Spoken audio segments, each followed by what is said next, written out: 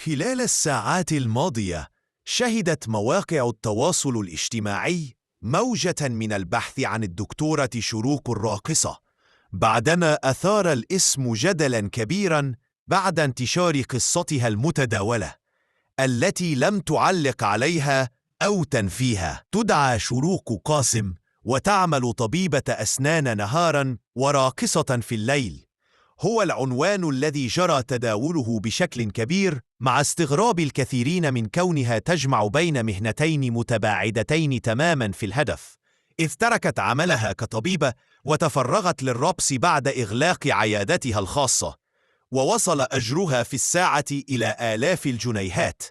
الدكتورة شروق الراقصة بين الطب والرقص.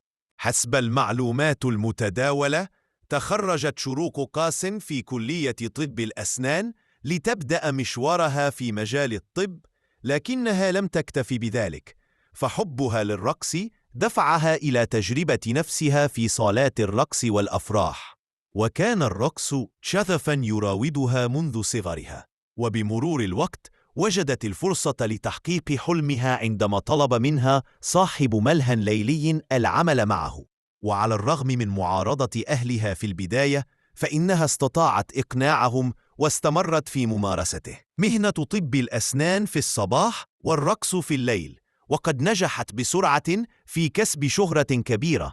كم يبلغ أجر الدكتورة شروق الراقصة؟ يعتبر أحد الأمور المثيرة للجدل حول الدكتورة شروق الراقصة هو الأجر الذي تتقاضاه عن عملها بالرقص، وبحسب الأخبار والتقارير المتداولة يصل أجر الساعة الواحدة إلى حوالي $1000، وتطلب لإحياء حفلات في دول أخرى مثل تركيا والأردن، ما جعلها تحظى بشهرة كبيرة. ورجح البعض زيادة طلبها إلى الإثارة التي صنعتها في حياتها بانتقالها من المجال الطبي إلى عالم الفن.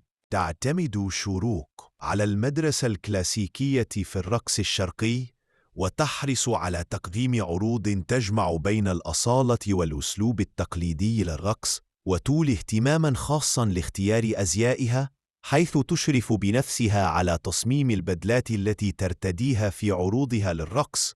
وتداول نشطاء مواقع التواصل الاجتماعي أن أسلوبها مستوحى من مدرسة الراقصة المصرية الراحلة نعيمة عاكف، حيث يرون فيها امتداداً لفن الرقص الشرقي الأصيل الذي كان يتميز بالأنوثة والرشاقة في الأداء، الأمر الذي جعلها محط أنظار جمهور هذا النوع من الفنون.